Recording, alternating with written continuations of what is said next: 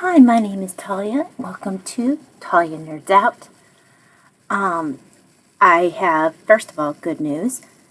Waiting a week and not commenting has made it so YouTube, I guess, has looked through my past activity and seen that I'm not a spammer. So it appears that I am able to comment and have my comments stay. At least on my own channel. I'm going to double check on other people's channels later, but that is good, so I'm excited about that. I do still want to a certain extent, answer comments in video form, simply because the more detailed responses could be good content instead of putting it in the comments where nobody really gets to see it. Kind of like, that's how the examination of the Jane Austen heroines, that's how that video came about, was from a conversation in the comments section. Same thing about the analysis of Tolkien's work. So some of the best content can come, in my opinion, from people's comments. So I will keep some of that content going. This channel is constantly adjusting, changing based on what I feel kind of works for people's interest, kind of works for my tendency to ramble, that kind of thing. But the content of what I read will most likely remain very much the same, because I do have certain preferences. I did finish the book that I've been reading for a little while. Thankfully, I think I borrowed this off of, hold on, Hoopla. Hoopla is good because it's a library app that you can borrow a book. I believe it's 20 days at a time, but you can only borrow, I think it's like 4 or 5 books at a time. Good thing is there doesn't seem to be a limit on how many, renewals, where you could just keep renewing the book. So I've renewed this book 3 times, finally finished it. It's kind of a shameful thing because it was only 208 pages, but kept getting distracted. I had neurosurgery, so that little thing. But I have finally finished the book. It is a good book. For those who have been watching my previous videos, you may remember that I had previously read a book called Maids, Wives, and Widows. And that was a book by Sarah Reed as well, but that book was, it was still set during the same time period, just a slightly different topic. The time period is around 1540 to 1740, which is considered early modern time. I think of as Elizabethan to through the Stuarts. But a lot of focus, I feel, is on the Elizabethan. But the book that I was reading was Maladies and Medicine. And there's the cover. Exploring Health and Healing, 1540 to 1740. I found this to be a very enjoyable book. I need to slow down and enunciate. I enjoy history books that do not impose their opinion on you, the opinion of the authors. Just the facts, ma'am. Just give me what's out there and allow me to make my own deductions about how I feel about that time period. And this book does that well. It also does something well that doesn't always occur when people are covering the past. There can be a tendency with some authors, or some people in general, to look at the past and judge it through a modern lens, which is really not fair, because they didn't have the same experiences as we do. They didn't have the same science. They didn't have the same social structure. So to view it from our lens just isn't giving them a fair shake. And these authors did a very good job of respectfully dealing with, or writing about the way that people during this era dealt with medical conditions, how they treated these medical conditions, and the importance of their religion in their medical practice. Prayer was as much of an important part as the science to the point that they knew it. A lot of it was, you'd have the things that have been passed down through generations from women, from people who were depending on Galen or any of the older Greek, brain,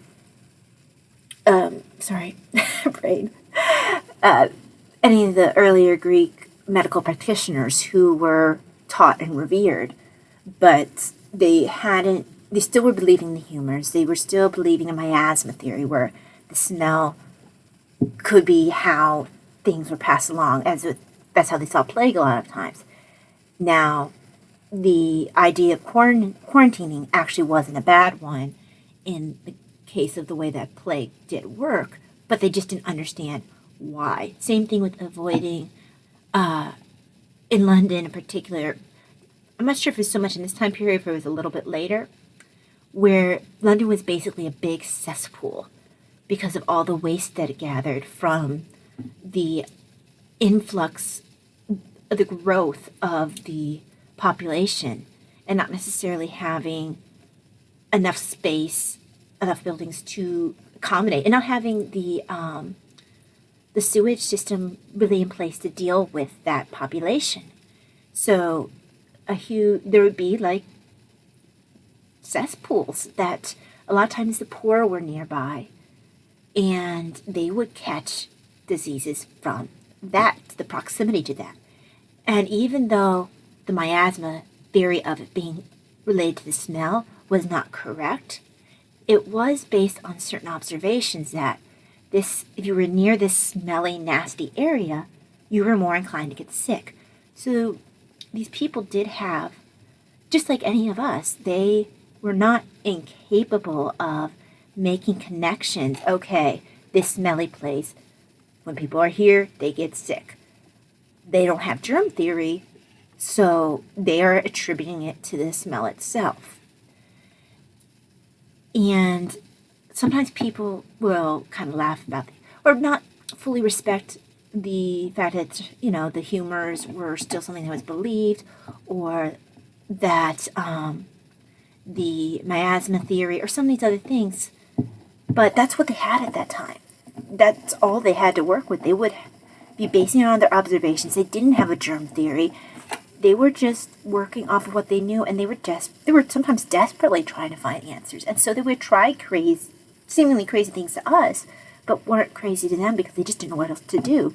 So trepanation, where they, drill a hole in the head, to try to, I think for them, I'm trying to remember for trepanation because it's actually been a while since I've researched it.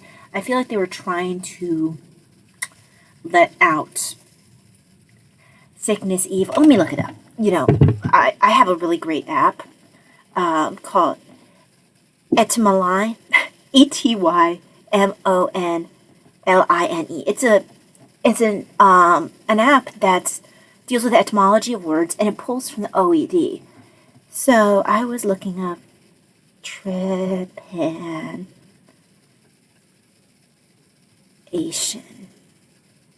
Trepan. Okay, so it gives me the etymology. What does it tell me more about it? Well, I know that it was for making a circular hole. Okay, it's just going to tell me.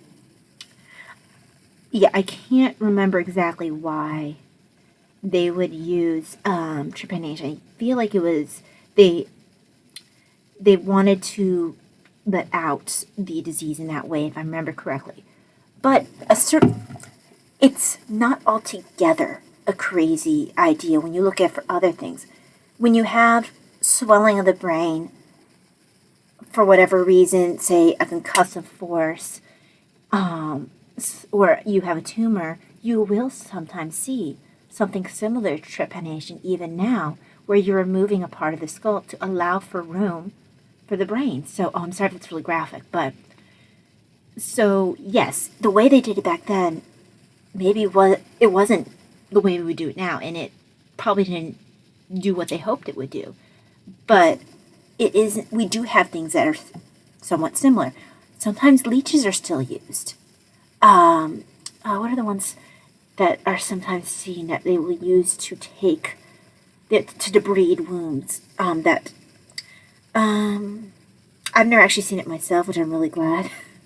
I can't do bugs, and there are certain it's basically an insect that they use to sometimes put on wounds to debride the wounds. I guess when they have a huge problem with debridement. And debridement is where you're cutting off, removing all the dead, sick tissue on a wound. And sometimes it's just necessary for the wound to heal. And I can't remember what the insect is that they use for that. But they still do sometimes use leeches. Not very often. The leeches, I'm trying to remember, they provide they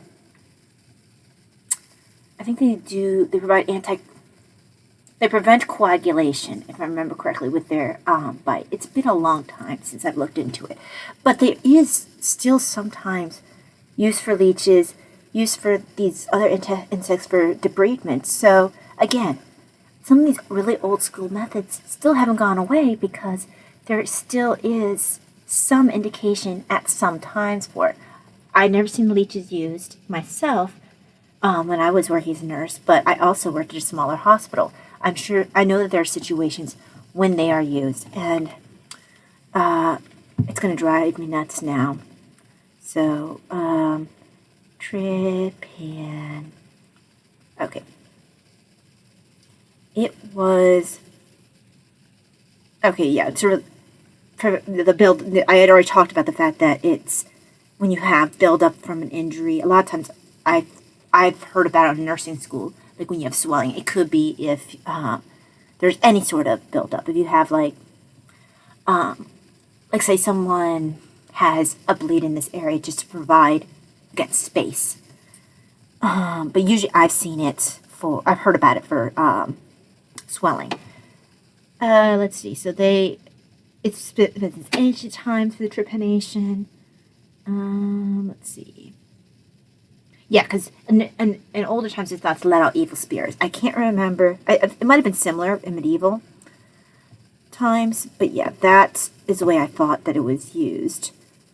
I thought it had a more slightly scientific reason in ancient China. Are you going to give me nothing past ancient? Okay, let's see, hold on. No, so they don't give me anything past, like, pre-modern Europe. Let's see. Yeah, they used to, so in the Middle Ages, Renaissance, that time period, they used it, earlier time period, it was thought to release evil spirits.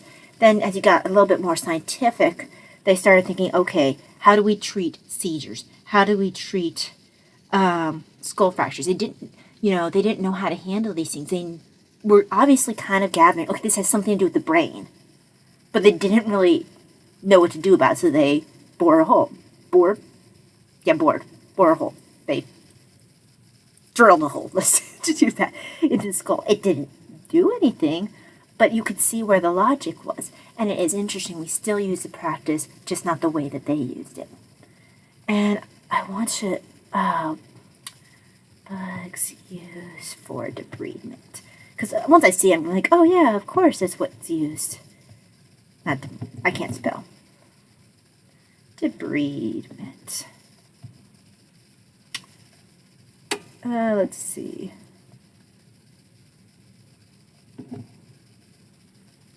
Alrighty. I want something simple.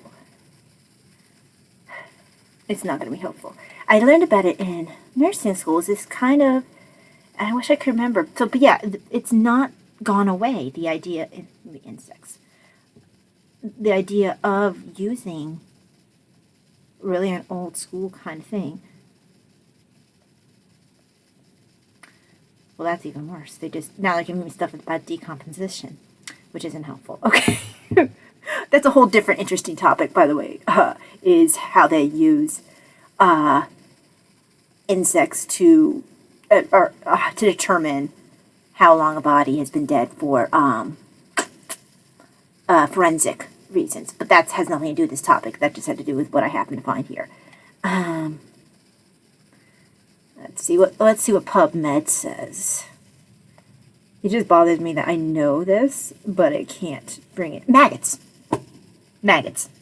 That's exactly what it was. So we sometimes will use maggots when there's a need for wound debridement. I've never seen it myself, but I have heard of it. Honey too. I have heard of honey. Honey, and I want to say sugar as well, to just help with wounds. So it's really interesting. Some of these things that might seem like, oh, they're wise things, there's things that are really old world. They didn't just come out of nowhere. People did observe things. So it's just really interesting, and I really appreciate that these authors just presented the things that occurred, and you could draw your own conclusions. Especially if you have some knowledge of the medical world, you can look and say, like, okay, this is what happened then. How does this relate to now? How close to the mark were they, and how far off of the mark were they? And yes, you always had the ones who wanted to sell you basically snake oil. But there were some that were, and who were taking advantage of people who really were desperately looking for some help.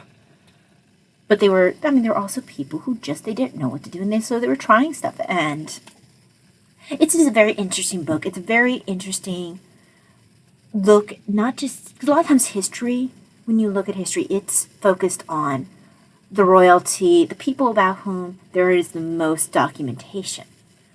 But when you delve into things like medical history, you do get a look into the average person. You get a look into what their lives were like. And you also see that women are actually very involved in that area. They have more autonomy, honestly, than I realized when it came to things like medicine. There were women physicians that called themselves such. They might, because no one really had a college training as a physician. If you trained with someone, you could call yourself a physician. If you studied Galen, or you studied, anyone of the ancient Greeks who had knowledge of medicine, then you could call yourself a physician. And sometimes people did prefer to go to the women who had their books of the books of cures. I think they called them recipes, because they had seen them work, or they seemed to work. So it was just very interesting. There was, when they would try to figure out who plague victims were and if they needed to be quarantined or not, they didn't send guys to do this. They sent women, because you might say that it just was because they didn't want to risk themselves, but these were also people they were trusting to determine whether or not people should be quarantined. That's a lot of power, because these women were then basically deciding whether or not the people that were being quarantined could work, which could be a big deal during any time period, but particularly during a time period where they really did not have a lot necessarily. The average person, they really would need to go to work to have something to eat. But yeah, so it was a lot of power that you don't realize that women actually had during an earlier time period. And if you were a lady of a manor or something, and this comes out more in the earlier book that I read, Maids, Wives, and Widows, that if you were a great lady of a, like you say you had a manor, the town around that, the peasants around that, you were also responsible for their medical care, or they could come to you for help. So the lady was in her own way almost a physician. So it was a very interesting time period. People were still developing, trying to figure out how the body worked, how men and women were different, instead of the old idea of women basically being the same physiologically as men, except, certain things were on the inside with the genitalia versus on the outside. Those theories were starting to be questioned because they just didn't seem right for some of the people who were starting to do more observations, who were starting to think, okay, this might not be the way. There's some scientific questioning beginning. So this was a really interesting time period in medical history, and I'm glad it was treated with respect. What else? I guess I can bring in as well, just slightly tangentially, another book that I am also reading. Let me bring up that book instead. So the reason I thought about this book while talking about maladies in medicine, I had mentioned that if there was a lady of rank in the area, she would often feel like she bore some sort of responsibility to the people nearby. And there you see an example of that in a book called The Italian Boy. And this book, let me bring it up so that you can see the cover, is about, I'm trying to remember when it is set, and that's also why I want to look this up. The Italian Boy. It happened, let's see, there it is. So this is in 1830s London. So you're talking about 200, no, yeah. So this is they were talking about the 1500s and 1700s. So yeah, it's, I think it's at 1540, 1740. So this is 1830. You're within 300 to 100 years from what's mentioned in Maladies in Medicine. But some things still remain the same insofar as if you had someone who had a certain level of rank, say you had a lady who was a duchess or a baronet's wife or something like that, if she was in the area, she could easily take responsibility for someone who was destitute. And the example of that is given, there's a lady who her husband died. Not only did the people in the area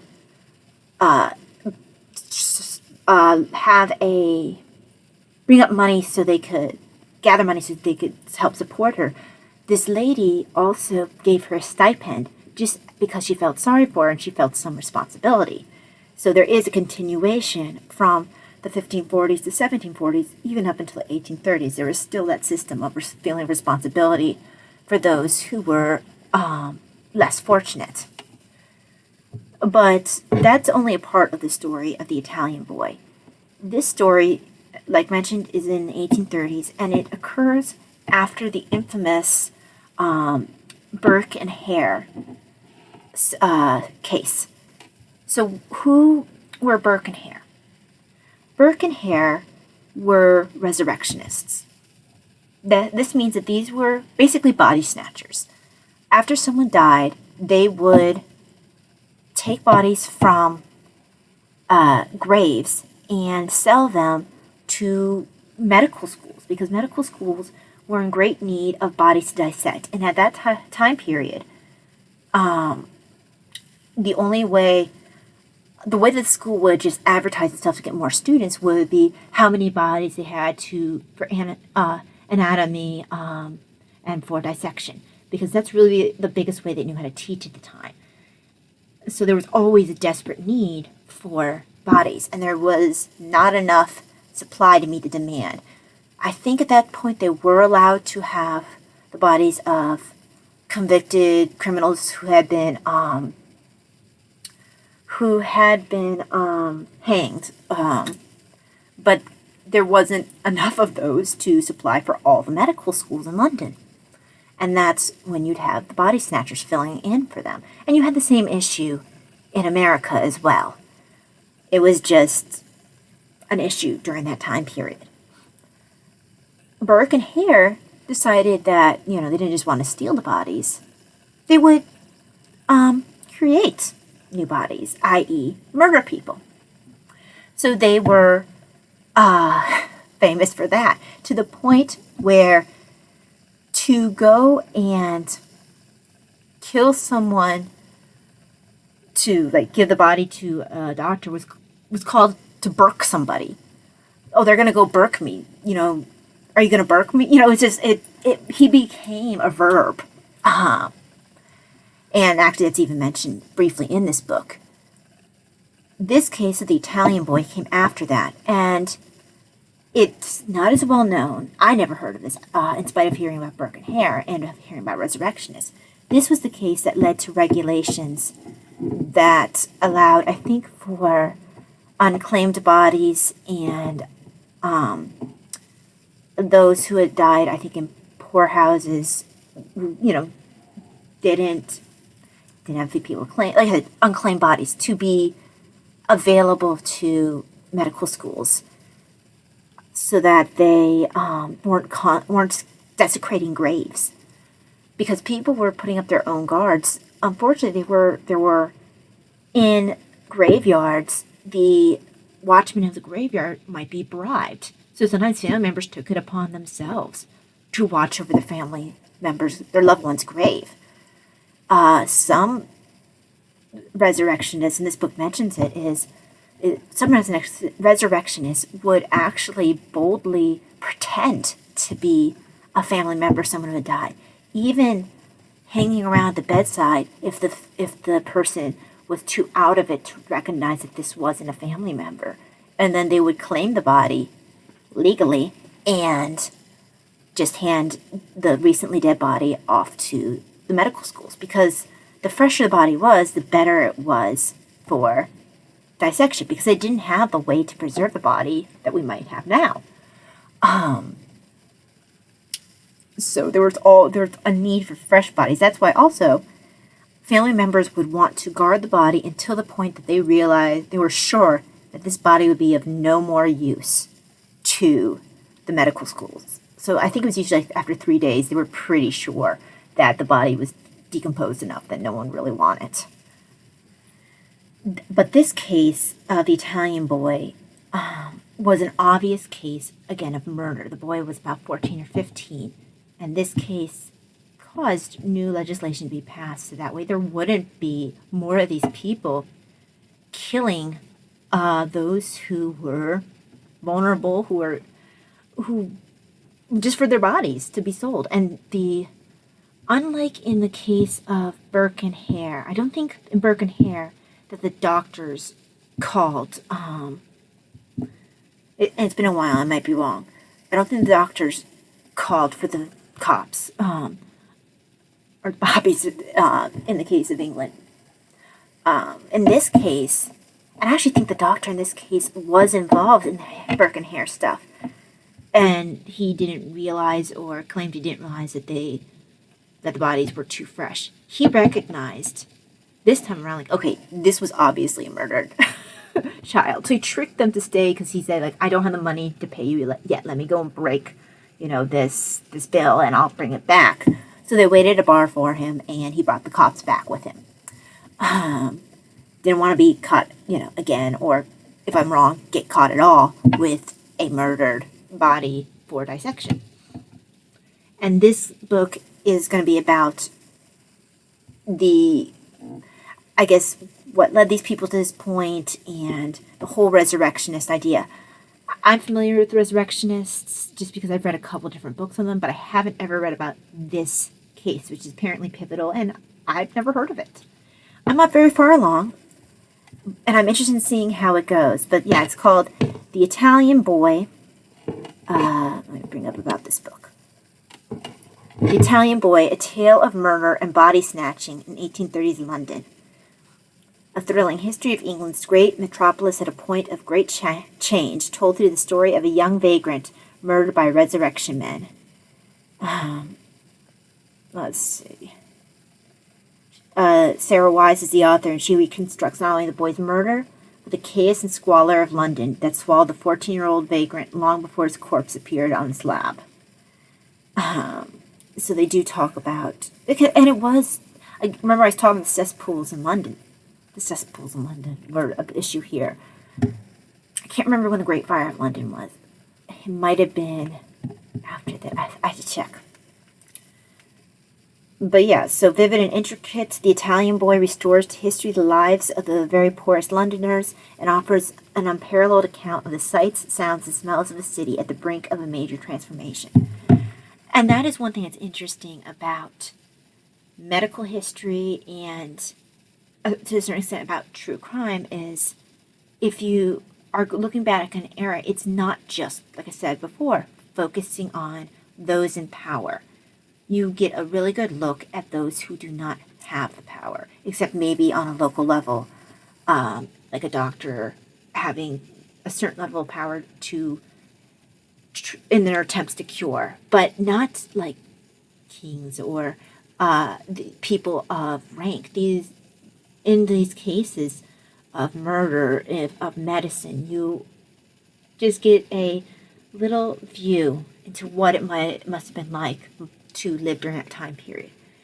Oh, and going back to maladies in medicine, you have writings of both men and women that talk about medical conditions and how they saw the best way to handle these medical conditions were. So again, very much against everything that I've ever thought about, women, or everything that you might think about women during that period. A lot more shows a lot more that they had some sort of position. They weren't just they were seen as property of the man to a certain extent, or at least almost like being almost like a child, where it's like, okay, you can't own the property as long as your husband's alive. He owns everything you have, but once he dies, she could get everything back, and a widow could live quite well, as is covered in Maids, Wives, and Widows. But yeah, so the books, their medical books that they leave behind show a fair amount of men and women who wrote on these topics and who were respected for their views, which is very interesting. And then with the Italian boy, we see into the squalor of London that led to this young man, to this boy's death, and then what would lead to the people who killed him, to that point of that depraved point of deciding that, well, let's just kill this random child and sell his corpse.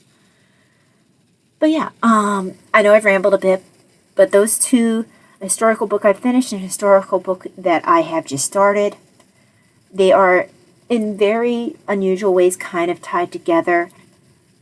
I usually read a little bit more. I do read medical history, but a lot of times when I read history that's not medical, I do focus on what's available for biographies, which tends to be the royalty of that time period. So it's really nice to have books that are able to have enough documentation to provide at least a bit of a look of the common man and what it was like. Yeah. At the risk of repeating myself 10 more times, 20 more times, I think I'll end this here. I hope that you've enjoyed this ramble. Some of this might have been a little bit more than people ought to know. I have a very high threshold for talking about medical things. I was a nurse for 10 years, and prior to that, I worked in the medical field, about 4 or 5 years on and off when I was in school, so including part of high school. So I have always, for a very long time, I've lived in that field. So what's maybe gross to other people or disturbing other people will not be so for me. So I hope that wasn't too much for people. I did really enjoy this book, The Maladies in Medicine. Very respectful to the history. Very much just presenting the facts as they were. That's just the way a historical book should be written, and that's the way The Italian Boy appears to be written as well. So those are the kind of history book. That's the way history should be written. Thank you very much for joining me today. I hope that you have a blessed day. Thanksgiving was yesterday. Still have guests over, but they've gone out with my sister to go shopping. So I have a little bit of time to record. I might get a couple more videos in before I call it a day. But yeah, I hope you had a great Thanksgiving. See you later. God bless. Bye.